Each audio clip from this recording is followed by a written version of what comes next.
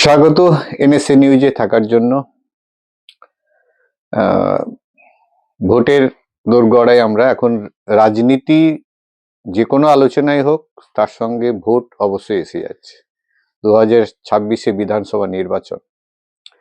বিজেপির পাখির চোখ এখন পশ্চিমবঙ্গ, এবং আমরা জানি যে গত কয়েকদিন আগেই দেশের সর্বোচ্চ বিজেপির নেতৃত্ব তথা ভারতবর্ষের প্রধানমন্ত্রী নরেন্দ্র মোদী পশ্চিমবঙ্গে এসেছিলেন। শেষ তিনি হুগলি জেলায় সিঙ্গুরে তার সভা করে গেছেন, এবং তার সভাতে একটাই বার্তা, যখনই কোনো সর্বোচ্চ নেতৃত্ব আসে তখন কিন্তু তার যে দলের যে কর্মী নেতা যারা রয়েছে, কর্মকর্তারা রয়েছে, তাদেরকে একটা বার্তা তিনি দিয়ে যান। তো নরেন্দ্র মোদীজি এসেছিলেন এবং তিনি কি বার্তা দিয়ে গেলেন, তিনি যে বার্তা দিলেন তার সব বক্তব্যের মধ্যে যেটা সব থেকে বেশি চর্চার বিষয় হয়ে দাঁড়িয়েছে, সেটা হচ্ছে কৃষক, চাষি, মৎস্যজীবীদের নিয়ে বক্তব্য।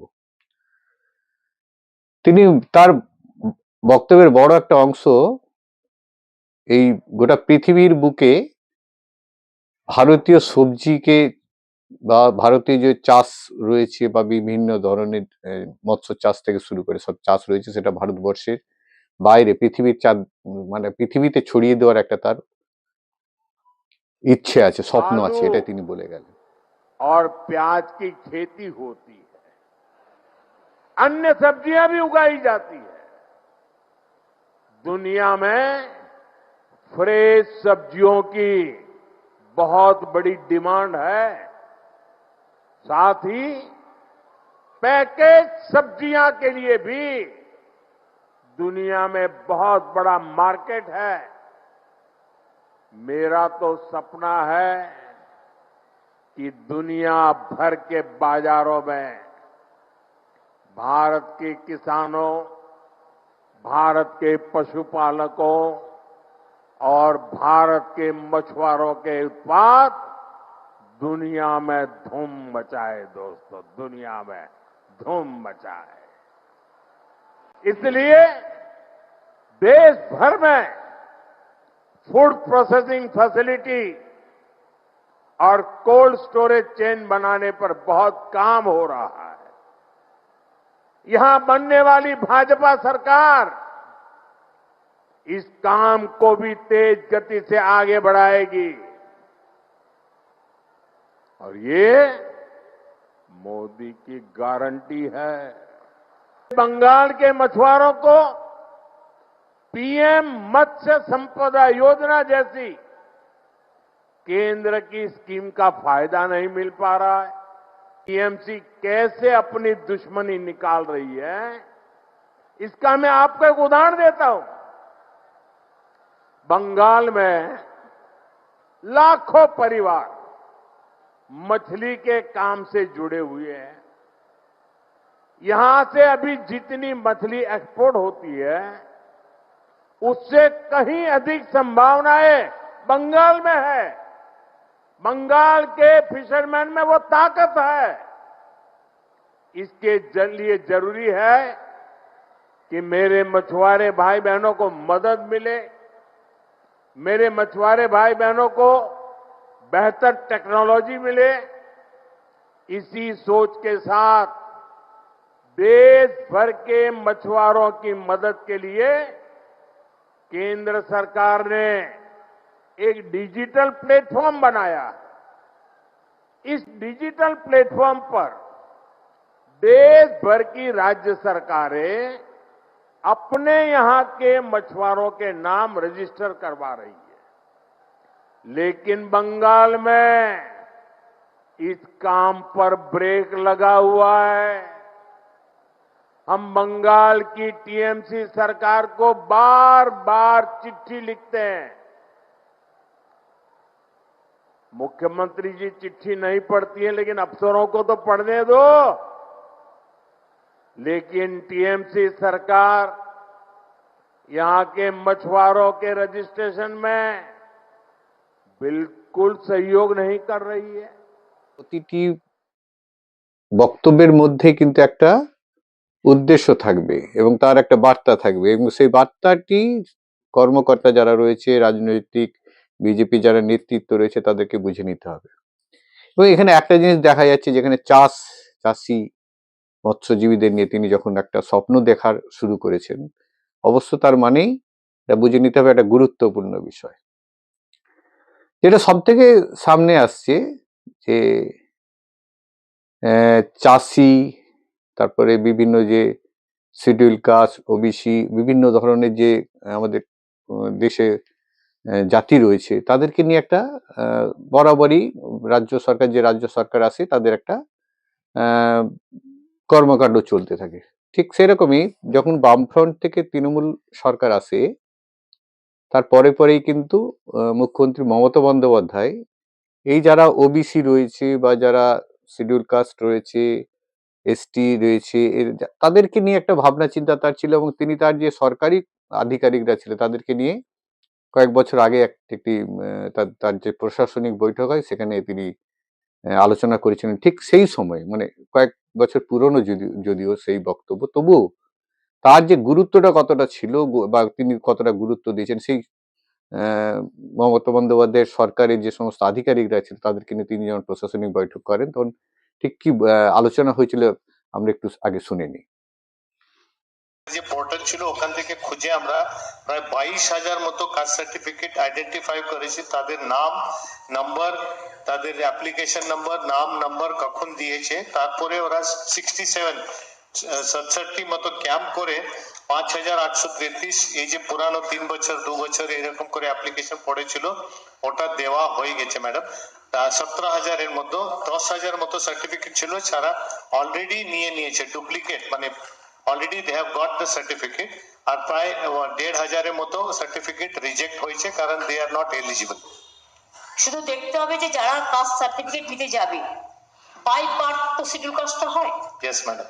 সুতরাং সেক্ষেত্রে হ্যারাসমেন্ট হবে না ম্যাডাম আমরা দেখেছি লক্ষ্য করে ওপরে কেসগুলো নিচে পাঠিয়ে দেয়, আর ওপরে যখন আমরা হিসেব চাই তখন বলে কোনো কেস পেন্ডিং নেই, কিন্তু পেন্ডেন্সি হচ্ছে মিডলে বসে থাকে, নিচু তলায় পড়ে থাকে, ওটা নিচু তলায় পাশন করে দেয় আর নিচু তলা থেকে ওটা উঁচু তলায় ওঠে না। এইটা একটু দেখে নিতে হবে যে কাস্ট সার্টিফিকেটে যেন সঠিক টাইমে তারা পায়, ওবিসি হোক, শিডিউল কাস্ট হোক, শিডিউল ট্রাইব হোক, তাদের কাস্ট সার্টিফিকেটের টাইমে পাওয়াটা দেখে নিতে হবে। অ্যাকচুয়ালি একটা মিসকনসেপশন ছিল যেটা ওই 51 সালে দলিল বা 71 সালে দলিল, কিন্তু সেটা কখনই অর্ডারে ছিল না এবং আমাদের লেটেস্ট অর্ডার 1203 এবং 1204 যে মেমোতে আছে, সব বিডিও সাহেবরা এটা প্রাইস আছে, তারা সেভাবে গাইড করছে ইন্সপেক্টররা। তার মানে দেখুন একটা কনফিউশন কে একটা ভেতর থেকে ক্রিয়েট করে রেখেছিল এবং এই কনফিউশন থেকে কনফ্রন্টেশন এবং এই কনফ্রন্টেশন থেকে হ্যারাসমেন্ট হচ্ছে সাধারণ মানুষের, এবং আপনারা এই হ্যারাসমেন্টটা করছেন আর ফেস করছে কিন্তু আমাদের সরকার। শুনুন, আপনারা ভালো ভালো অফিসার, আপনাদের কাছে লোকে যাবে না, কাজটা না পেলে গালাগালি দেবে পলিটিক্যাল পার্টিকে, আমার পার্টিকে গালাগালি শুনতে হচ্ছে, আমি তো এই জন্য কাজটা করছি না এখানে বসে, আমার সেই শুনবে। কিন্তু আপনারা আমাকে বলুন, যেটা আপনাদের নিয়মের মধ্যে নেই সেটাও কেন আপনারা চাপিয়ে দেবেন? কাছে এই কমপ্লেনটা আজকে গত 1 বছর ধরে আসছে, 51 সাল 71 সাল এসব নানা রকম করছেন, তার যদি লিঙ্কেজেস থাকে আপনি কেন দেবেন না? বাই বার্থ সে যদি আপনাকে প্রমাণ করে দেয় তাহলে আপনি কেন দেবেন না? কিন্তু বাই বার্থ শিডিউল কাস্ট এবং ট্রাইবস এর বড় কথা হচ্ছে বাই বার্থ, থার্ডে বড় কি তোমাদের নিয়ম আছে, কেন তোমরা এটা করতে পারছো না? এটা কনফিউশন কেন হচ্ছে বারবার? না ম্যাডাম, নো ম্যাডাম, এটা আমি ম্যাডাম আবার বলে দিচ্ছি, 1950 দলিলের দরকার নেই। ফার্স্ট জেনারেশন থাকলে একটা স্পেশাল ডাইরেকশন আছে যেখানে পাবলিক হিয়ারিং করে ওইখানে, বিকজ ফার্স্ট জেনারেশন থাকলে তাহলে আপনারা কোনো প্রমাণ দিতে পারবেন না আপনার আত্মীয় অথবা ব্লাড রিলেশন প্যাটার্নাল সাইডে, তার জন্য স্পেশাল ডাইরেকশন দেওয়া আছে কি ওখানে পাবলিক হিয়ারিং করে নোটিশ দিয়ে তারপরে সার্টিফিকেট ইস্যু হবে, এটা বলে দেওয়া আছে। ব্লাড রিলেশন যদি থাকে তাহলে প্যাটার্নাল সাইডে, then there is no requirement of any other document except that you are a resident of, আপনি পশ্চিমবঙ্গের রেসিডেন্স আছে, এটাই আছে, এটা বারে বারে বলে দেওয়া আছে ম্যাডাম। স্যার এই ইনকোয়ারিতে হয় ম্যাডাম এটাতে। এখন থেকে একটা সিস্টেম করুন, তার তো একটা রেশন কার্ডও থাকতে পারে, পাবলিক রিপ্রেজেন্টেটিভ সবসময় তো অ্যাভেলেবেল হয় না। যারা দিচ্ছে আমরা যেমন অ্যাফিডেভিট করে সমস্ত অথরিটি তুলে দিয়েছি প্রায়। তো এটা আপনারা কেন করছেন না? যেখানে তার একটা লিঙ্কেজ এসে দেখাচ্ছে, সেটা করেই তো আপত্তি কি আছে? আর দীর্ঘদিন ধরে এটা কিন্তু আমাকে শুনতে হচ্ছে, আইনত এটা কিন্তু ঠিক নয়। আমি সিএস কে বলবো যে এটার ব্যাপারে ডাইরেকশন যা দেওয়ার একটু বুঝিয়ে বলুন, অনেক বার হয়েছে। না, ডাইরেকশন তো খুবই ক্লিয়ার, এটাতে না বোঝার তো কোনো কারণ নেই। এটা খুব সিম্পল। সেটা হলো, প্রথম কথা হচ্ছে আমি ট্রাইবালদের কথা বলি। ট্রাইবালদের নেম অ্যান্ড সারনেম থেকেই বোঝা যায়, তাহলে কে বাবা কে ইত্যাদি দেখলেই হয়ে গেল। ওটাতে খুব প্রবলেম হয় এসসিদেরকে নিয়ে। সেই ক্ষেত্রেও, যে ক্ষেত্রে যদি দেখা যায় যে বাবার বা দাদার বা ভাইয়ের অলরেডি সার্টিফিকেট আছে, তাহলে ফার্দার অন্য কোনো কাগজ দেখা দরকার নেই। সেই পরিবারের অন্য যে মেম্বাররা আসবে তারা পেয়ে যাবে। যেখানে কোন রকম কোনো লিঙ্ক পাওয়া যাচ্ছে না, সেই ক্ষেত্রে যেটা হলো, সেই গ্রামে যেখানে থাকে, গ্রামে বা শহরে থাকে, সেখানে গিয়ে লোকাল হিয়ারিং করে 10টা লোকের সঙ্গে কথা বললেই বোঝা যাবে সে কোন কমিউনিটির লোক এবং সে নোটিফাইড কমিউনিটি কিনা। তাহলে বুঝতে পারলেন, এ বি সি তিনটে ধাপ বলে দিল, এইটা কিন্তু ক্লিয়ার হলো। আর তাহলে তুমি তোমাদের ডিপার্টমেন্ট থেকে একটা সার্কুলার ইস্যু করো, চিফ সেক্রেটারি দিয়ে একটা সার্কুলার ইস্যু করে সমস্ত জেলায় জেলায় দিয়ে দাও। রাজ্য সরকার প্রথম থেকে তৃণমূল সরকার যেটা রয়েছেন, যারা আধিকারিক রয়েছেন, মুখ্যমন্ত্রীর নির্দেশে তারা তাদের কাজ বা বিভিন্ন ধরনের যে কর্মসূচিগুলো রয়েছে সেগুলো চালিয়ে যাচ্ছেন। এবং প্রধানমন্ত্রী একেবারে সদ্য কয়েকদিন আগেই তিনি পশ্চিমবঙ্গে পা রেখেছিলেন। দুটি জায়গা, মালদা এবং হুগলি জেলার সিঙ্গুরে তিনি সভা করে গেছেন এবং একটা বার্তা তিনি দিয়ে গেছেন চাষি থেকে মৎস্যজীবীদের উদ্দেশ্যে। এই যে চাষি থেকে মৎস্যজীবী, এদের যে বিষয়টি আসছে সামনে, ইতিমধ্যে আমরা জানি যে ভোটের সংখ্যা জেতার ক্ষেত্রে একটা বড় অংশ কিন্তু ইসলাম ধর্ম বা মুসলিম যারা আছে তাদের বাদ দেন, তাদের বাদ দিয়ে যেটা হিন্দু ধর্ম বা যারা এই মাহিষ্য, কায়স্থ বা এই ধরনের যারা ধর্মের সঙ্গে যুক্ত রয়েছে, তার একটা বড় অংশ কিন্তু মাহিষ্য রয়েছে। এবং এই মাহিষ্য যাদেরকে কৈবর্ত চাষি বা মাহিষ্য বলা হয়, তাদের সংখ্যাটা সব থেকে বেশি গুরুত্বপূর্ণ। এই গুরুত্বপূর্ণ সংখ্যার মধ্যে কারা আছে? চাষিরা রয়েছে। শুধু ধান চাষি বা এই চাষি নয়, সবজি চাষি নয়, এই ধান চাষি, সবজি চাষি, এরা বেশ কিছু একটা বড় অংশ কনভার্ট হয়ে মৎস্যজীবীতে পরিণত হয়েছে, মৎস্য চাষি এতে। তো এই কৈবর্ত চাষি বা এই ধরনের মাহিষ্য যারা, তাদের সংখ্যাটা কিন্তু খুব গুরুত্বপূর্ণ ভোটের ক্ষেত্রে। আমরা জানি যে বিজেপির থেকে কিছুটা ইসলাম ধর্ম মুসলিমরা মুখ ফিরিয়ে রয়েছে তাদের যে কোনো নিজস্ব চিন্তা ভাবনা দিয়ে। ঠিক তেমনি ভোটের অঙ্কে, ভোটের যদি নিরিখে যদি হিসাবে যাওয়া যায়, তাহলে বিজেপি সরকার তারা চাইছে পশ্চিমবঙ্গে তারা আসবে, এবং পশ্চিমবঙ্গে যখন আসবে তারা যে ভোটের অঙ্কটা আছে সেই অঙ্কতে তাদেরকে পা ফেলতে হয়েছে। সেই অঙ্কের একটা বড় অংশ কিন্তু এই মাইস্য বা কৈবর্ত চাষি যারা রয়েছে তারা। খুব শীঘ্রই সম্ভবত কলকাতাতে এই মাসের শেষের দিকে হয়তো কলকাতা একটি বড় এই মাইস্য সমাজের একটি সভা রয়েছে। তারপরে কিছুদিন পরে ফেব্রুয়ারির প্রথম সপ্তাহে সম্ভবত পূর্ব মেদিনীপুরেও মাইস্যদের একটা বড় সভা রয়েছে। এই মাইস্যদের যে সভা হয়, এখানে কিন্তু কোনো রাজনৈতিক দলের প্রভাব থাকে না, এখানে কিন্তু সব দলের মানুষ থাকে, কিন্তু সামনে রাখা হয় কৈবর্ত চাষি বা মাহিষ্য যাদেরকে বলা হয়, তারাই কিন্তু সামনে থাকে। এবং এখানে ধর্মের যে একটা ভেতরে যে প্রভাব থাকে বা ধর্মীয় যে ভাবাবেগ থাকে, সেই ভাবাবেগ কাজ করে অনেকটা এখানে। এই মাহিষ্যদের সংখ্যা বা এসবি, এসটি, ওবিসি এই ধরনের যাদের সংখ্যা রয়েছে, সেই সংখ্যার একটা বড় অংশ যদি মেলানো যায় মাহিষ্যর সঙ্গে প্লাস করে, সেটা কিন্তু অনেকটাই 60 থেকে 70% এগিয়ে যাবে। তার সঙ্গে ব্রাহ্মণ যারা রয়েছে তাদের একটা সংখ্যা রয়েছে, পার্সেন্টেজ রয়েছে, হয়তো সেটা 5 বা 6 বা তার আশেপাশে কিছু একটা হবে। তো এই যে ধর্মীয় ভাবাবেগের উপরে যে সংখ্যার যে হিসাব, সেই সংখ্যার হিসাব যারা মেলাতে পারবে তারাই কিন্তু এবারে সরকারে থাকবে। আমরা জানি মাহিষ্য সমাজ তারা একটা আলাদাভাবে তারা বিভিন্ন জায়গায় তাদের আলোচনা, মিটিং, সভা করছে। তাদের মধ্যে কাকে ভোট দিতে হবে না হবে এই বিষয়টাও তারা ইদানিং খুব গুরুত্ব দিচ্ছে। কার নেতৃত্বে তারা থাকবে সেটাও গুরুত্ব দিচ্ছে। তো দেখা যাচ্ছে যে মাহিষ্য সমাজ বা কৈবর্ত চাষি যাদেরকে বলা হয়, তারা ইতিমধ্যেই কিন্তু মাঠে নেমে গেছে এবং তারা তাদের যে নিজস্ব চিন্তা ভাবনা দিয়ে তারা কিন্তু রাজনীতিকে এগিয়ে নিয়ে যেতে চাইছে। তারা শুধু এগিয়ে নিয়ে যেতে না, তারা রাজনীতিতে অংশগ্রহণ করতে চাইছে। এবং কলকাতাতে খুব একেবারে একটু আগে বললাম যে জানুয়ারির শেষের দিকেই সম্ভবত তাদের একটা বড় সভা রয়েছে, তারপরে পূর্ব মেদিনীপুরে একটা সভা রয়েছে। তো সেই বিষয়গুলো কিন্তু গুরুত্ব ইতিমধ্যে পেতে শুরু করেছে এবং প্রধানমন্ত্রী যে বার্তা তিনি দিয়ে গেলেন, প্রধানমন্ত্রী ঠিক আবার কি বলেছিলেন একটু আমরা শুনে নিই আগে। आलू और प्याज की खेती होती है, अन्य सब्जियां भी उगाई जाती है। दुनिया में फ्रेश सब्जियों की बहुत बड़ी डिमांड है।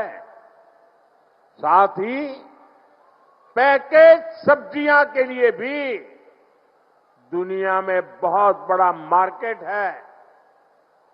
मेरा तो सपना है कि दुनिया भर के बाजारों में भारत के किसानों, भारत के पशुपालकों और भारत के मछुआरों के उत्पाद दुनिया में धूम मचाए। दोस्तों, दुनिया में धूम मचाए। इसलिए देश भर में फूड प्रोसेसिंग फैसिलिटी और कोल्ड स्टोरेज चेन बनाने पर बहुत काम हो रहा है। यहां बनने वाली भाजपा सरकार इस काम को भी तेज गति से आगे बढ़ाएगी और ये मोदी की गारंटी है। बंगाल के मछुआरों को पीएम मत्स्य संपदा योजना जैसी केंद्र की स्कीम का फायदा नहीं मिल पा रहा है। टीएमसी कैसे अपनी दुश्मनी निकाल रही है, इसका मैं आपको एक उदाहरण देता हूं। बंगाल में लाखों परिवार मछली के काम से जुड़े हुए हैं। यहां से अभी जितनी मछली एक्सपोर्ट होती है, उससे कहीं अधिक संभावनाएं बंगाल में है। बंगाल के फिशरमैन में वो ताकत है। इसके लिए जरूरी है कि मेरे मछुआरे भाई बहनों को मदद मिले, मेरे मछुआरे भाई बहनों को बेहतर टेक्नोलॉजी मिले।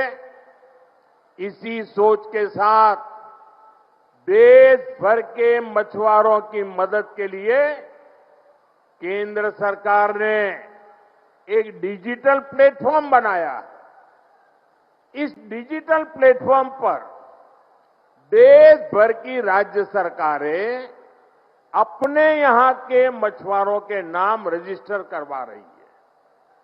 लेकिन बंगाल में इस काम पर ब्रेक लगा हुआ है। हम बंगाल की टीएमसी सरकार को बार बार चिट्ठी लिखते हैं। मुख्यमंत्री जी चिट्ठी नहीं पढ़ती है, लेकिन अफसरों को तो पढ़ने दो।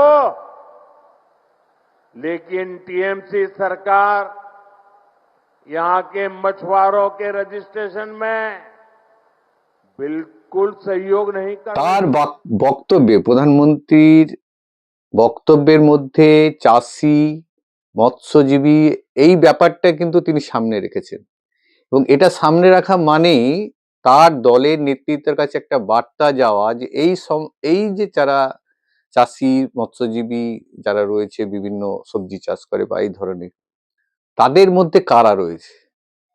তো অতএব সেই সংখ্যাটাকে তাদের রাজনৈতিক তাদের দলে নিয়ে আসা হচ্ছে মূল এখন লক্ষ্য, এবং সেই দিকেই ক্রমশ বিষয়টি নজর রয়েছে বিজেপির।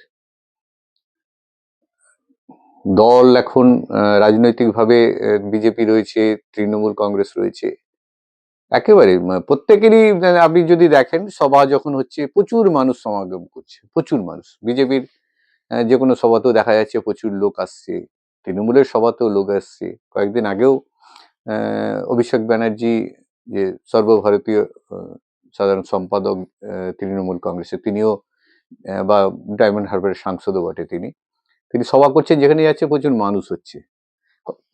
তিনিও প্রধানমন্ত্রী যখন মালদাতে এসেছিলেন, তারপরেই অভিষেক বন্দ্যোপাধ্যায় কোন একটি জায়গায় গিয়েছিলেন, গাপ্ত করেছিলেন। একটু সেটাও একটু শুনে নেওয়া যাক, অভিষেক ব্যানার্জি ঠিক কি বলেছেন। পাল্টাতে চাইছেন, বাংলার মানুষ পাল্টায়নি মোদিজি। তার কারণ আপনি বাংলার মানুষকে শাস্তি দিয়ে পাল্টাতে চাইছেন। আপনি বাংলার মানুষের 100 দিনের কাজ, জল, মাথার ছাদ সব আটকে দিয়ে, ভোটাধিকার কেড়ে নিয়ে মানুষকে শিক্ষা দিয়ে পাল্টাতে চান। আপনি চান যাতে বাংলা আত্মসমর্পণ করে, বশ্যতা স্বীকার করে, মেরুদণ্ড বিক্রি করে মাথা নোয়ায়। বাংলার মানুষ পাল্টাবে না। আপনি বলেছেন পাল্টানো দরকার, আমি একমত আপনার সাথে। পাল্টানো দরকার, পরিবর্তন দরকার। পরিবর্তন হবে আপনাদের। যারা জয় শ্রীরাম বলে সভা শুরু করতো, এখন জয় মা কালী আর জয় মা দুর্গা বলে সভা শুরু করছে। পাল্টাবেন আপনারা, পাল্টেছেন আপনারা। তৃণমূল বাংলার মানুষ পাল্টাবে না। যারা আমাদের শাস্তি দিয়ে, যারা চায় বিজেপি আর মোদী সরকারের পায়ে ধরি আমরা, আপনারা চান আমরা এদের কাছে বশ্যতা স্বীকার করি? জোরে বলুন, চান? আপনারা চান বাংলার 10 কোটি মানুষ বহিরাগতদের পায়ে পড়ুক? আপনারা চান এদের কাছে আমরা আত্মসম্মান বিকিয়ে দিই?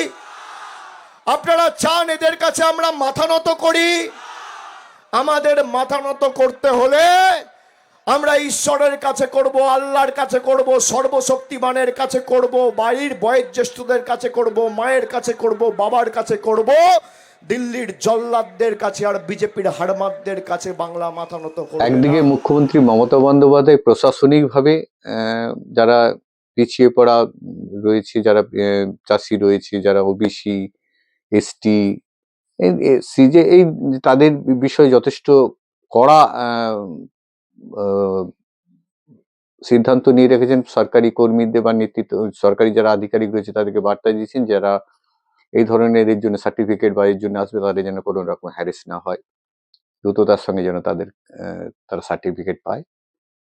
অন্যদিকে রাজনৈতিকভাবে অভিষেক ব্যানার্জি, তিনি তার প্রধানমন্ত্রী যা বলে গেছেন তার কাউন্টার বাইট বা বক্তব্য তিনি দিচ্ছেন।